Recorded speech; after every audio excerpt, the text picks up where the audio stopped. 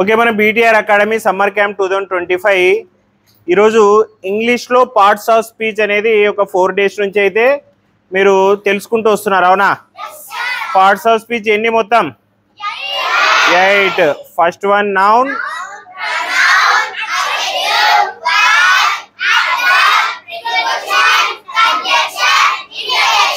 Total 8 parts of speech ఉంటాయి. ఆ 8 parts of speech దేనికి ఉపయోగిస్తారనేది తెలుసుకున్నారు, అవునా?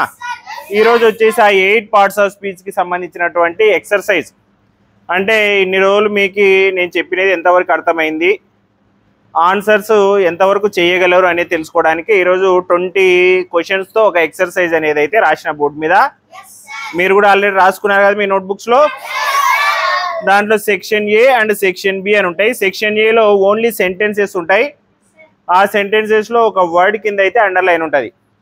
మనం ఏం చేయాలి? Identify the parts of speech. ఈ అండర్లైన్ చేసినటువంటి వర్డ్ యొక్క పార్ట్స్ ఆఫ్ స్పీచ్ ఏంటి అనేది చెప్పాలా. అండ్ సెక్షన్ బిలో బ్లాంక్స్ ఉంటాయి. మీకు ఆ సెంటెన్స్ తర్వాత పార్ట్స్ ఆఫ్ స్పీచ్ ఏదైతే ఈ బ్లాంక్లో ఫిలప్ చేయాలనేది కూడా ఇచ్చింటాం. సో ఆ క్లూని బట్టి మీరు ఇక్కడ ఏం రాయాలి అనేది చెప్పాలా. ఓకేనా? స్టార్ట్ చేద్దామా? ఫస్ట్గా చూడండి, షీ రన్స్ ఎవ్రీ మార్నింగ్ అంటే అర్థమేమి?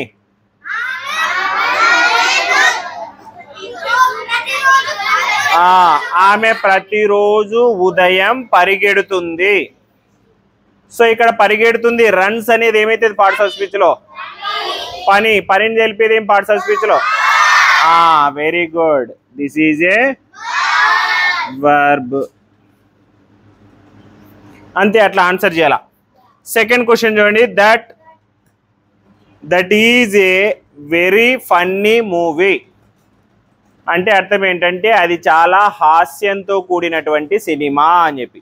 ఓకే, అది చాలా హాస్యంతో కూడినటువంటి సినిమా. ఇక్కడ ఫన్నీ అంటే హాస్యము అని అర్థం. ఇప్పుడు ఈ ఫన్నీ అనేది ఏ పార్ట్స్ ఆఫ్ స్పీచ్ చెప్పగలరా ఎవరన్నా? క్లూ ఇవ్వాలా? అడ్జెక్టివ్. Very good. అడ్జెక్టివ్ ఎందుకు? వెరీ గుడ్, అది మూవీని డిస్క్రైబ్ చేస్తుంది. ఆ మూవీ యొక్క డిస్క్రిప్షన్ని చెప్తుంది. ఎటువంటిది అంట మూవీ? ఫన్నీ, హాస్యంతో కూడినటువంటి మూవీ అని చెప్తున్నారు. కాబట్టి ఫన్నీ అనేది ఏమవుతుంది? Very good, funny is an adjective.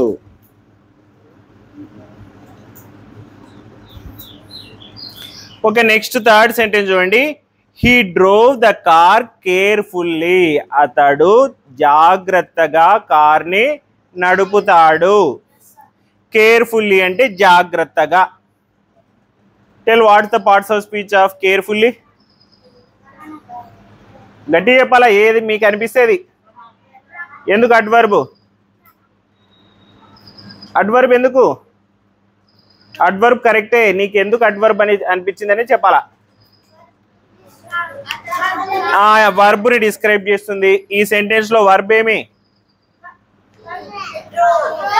Drove అనేది వర్బ్. సో ఇక్కడ ఏం చెప్తున్నాడు? అతను కార్ని నడుపుతాడు. నడపడం ఎలా నడుపుతాడు? Carefully. So careful is adverb. మీ మనసులో ఏమనిపిస్తుంది చెప్పేసి అలా. ఓకే, నెక్స్ట్ ఫోర్త్ సెంటెన్స్ చూడండి, the children are playing outside. Children వచ్చేసి అంటే పిల్లలు బయట ఆడుకుంటూ ఉన్నారంట. నౌనా ప్రనౌనా? నౌనా ప్రనౌనా? నౌన్. Very good. ఏం నౌన్ ఇది? కామన్ నౌనా ప్రాపర్ నౌనా? Common noun. పిల్లలందరినీ కలిపి పిలిచేటువంటి పేరే చిల్డ్రన్. చిల్డ్రన్, ఆ చిల్డ్రన్ అనేది common noun. So children is a noun. Noun అని రాసే చాలు, మరి కామన్ ప్రాపర్ అవసరం లేదు. I found my pen under the sofa.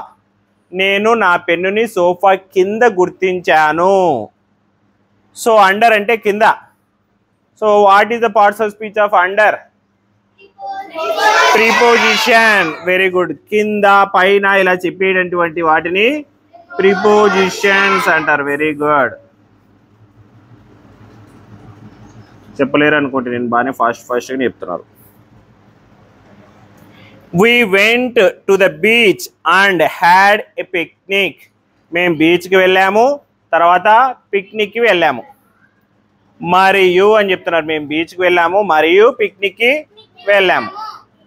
And అంటే మరియు, మరి అండ్ ఏం పార్ట్స్ ఆఫ్ స్పీచ్? ప్రొనౌన్ కాదు, కంజంక్షన్. Very good. కంజంక్షన్. ఎందుకు? ఇది ఒక క్లాజ్ అండ్ ఇది ఒక క్లాజ్. అవునా? ఇక్కడ ఏం చెప్తున్నారు? We went to the beach, మేము బీచ్కి వెళ్ళాం. హ్యాడ్ ఏ పిక్నిక్, పిక్నిక్ని ఎంజాయ్ చేశాం. సో ఈ రెండింటిని కలుపుతుంది కాబట్టి అండ్ అనేది ఏమి? కంజంక్షన్. కంజంక్షన్ బాగా అర్థం చేసుకోవాలి అక్కడ ఏం చేస్తుంది ఆ వర్డ్ అనేది. Wow, that was amazing. ఇట్లా వర్డ్ పక్కన ఎక్స్క్లమేటరీ మార్క్ ఉండి ఆ వర్డ్కి ఎటువంటి మీనింగ్ లేకుండా ఒక ఎమోషన్ చెప్తే అది interjection.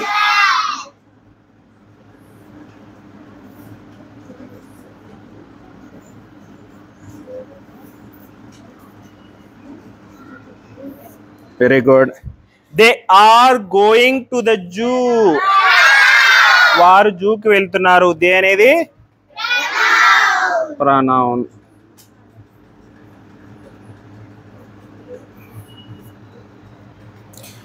She bought a red dress. ఆమె dress కొనిందంట. A dress? Red dress.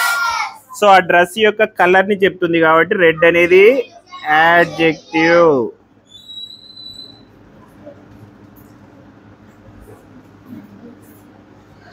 Next he arrived before noon. Preposition. అతడు మధ్యాహ్నం కంటే ముందే బయలుదేరాడు. ప్రిపోజిషన్.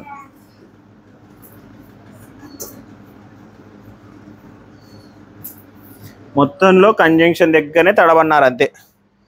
నెక్స్ట్ చూడండి, ఇక్కడ ఫిల్ ఇన్ ద బ్లాంక్స్. ఇక్కడ ఒక సెంటెన్స్ ఉంటుంది. సెంటెన్స్ మధ్యలో ఒక పార్ట్స్ ఆఫ్ స్పీచ్కి బ్లాంక్ ఉంటుంది. అక్కడ ఏం పార్ట్స్ ఆఫ్ స్పీచ్ రాయాలనేది కూడా ఇచ్చింటాం. సో అక్కడ కరెక్ట్గా సూటబుల్ అయ్యేటువంటి ఆ పార్ట్స్ ఆఫ్ స్పీచ్ని మీరు చెప్పాలా. The cat jumped dash the wall. Preposition. పిల్లి ఏం చేసిందంట? గోడ మీదకు జంప్ చేసిందంట. Very good. On. The cat jumped on the wall. Okay. He's and dash student. Adjective. Adjective రావాలా. గుడ్ కరెక్టే. ఇక్కడ ఏమొచ్చింది? యాన్ వచ్చింది. యాన్ వచ్చేటువంటి వర్డ్ ఎలా ఉంటుంది? స్టార్టింగ్ ప్రొనౌన్సియేషన్ వొవెల్స్ సౌండ్తో వస్తుంది. ఆ నుంచి అవ మధ్యలో వస్తుంది. గుడ్ కరెక్టే, కానీ ఇక్కడ యాన్ ఉంది కాబట్టి గుడ్ రాయకూడదు. ఇంకోటి చెప్పండి. He is an excellent student. EXCELLENT. అర్థమైందా? ఇక్కడ ముందుండేటువంటి ఆర్టికల్స్ని బట్టి కూడా కొన్నిసార్లు నువ్వు రాసింది తప్పవుతుంది. నీకేమనిపిస్తుంది అంటే గుడ్ కరెక్టే కదా అనిపిస్తుంది, గుడ్ స్టూడెంట్ కరెక్టే కదా అని. కానీ ఇక్కడ ఆర్టికల్ యాన్ ఉన్నందుకు ఇక్కడ సౌండ్ వచ్చేసి వొవెల్ సౌండ్ ఉండాలి. Please speak dash. Adverb. Please speak dash. దయచేసి మాట్లాడండి. ఎలా మాట్లాడండి? లౌడ్లీ. Please speak loudly. గట్టిగా మాట్లాడండి అంటున్నావు. లేదా క్లియర్లీ, అర్థమయ్యేలాగా మాట్లాడండి అంటున్నావు. ఓకే, అట్లా ఏమైనా చెప్పొచ్చాడా. We dash to the concert last night. మేము లాస్ట్ నైట్ కాన్సర్ట్కి వెళ్ళాము. Went. Very good. We went to the concert last night. She has 2 dash. Nouns చెప్పాలా.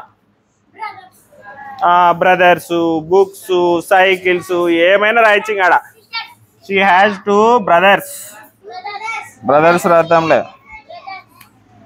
షీ అంటే ఏమంట? గర్ల్. మరి షీ హ్యాస్ 2 బ్రదర్స్. నీకు 2 అన్నలు ఉన్నారంట. అర్థమైందే? Okay. Dash that was close. Interjection రాయాల. That was close. వావ్ రాదు. హో హో దట్ వాజ్ క్లోజ్ అంటున్నావు. అంటే ఇక్కడ ఏమైతున్నావు, బాధతో కూడినటువంటి ఒక ఎక్సైట్మెంట్ అనమాట అది. హో అంటే ఒక యాక్సిడెంట్ జరుగుతుంది, జరిగేది దగ్గరికి పోయి మిస్ అయిపోయినాడు. హో దట్ వాజ్ క్లోజ్ అంటున్నావు. వావ్ దట్ వాజ్ క్లోజ్ అన్నాం కదా, అట్లా అంటే ఏమంటారు, మనల్ని సైకోలు అంటారు. ఏమనాలా, హో దట్ వాజ్ క్లోజ్ అంటాం కాబట్టి హో. I will go to the party dash you come.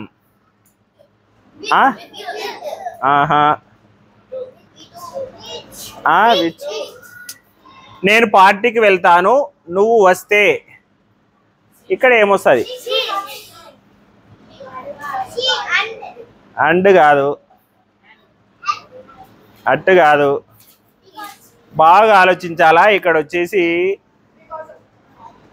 Because కూడా కాదు.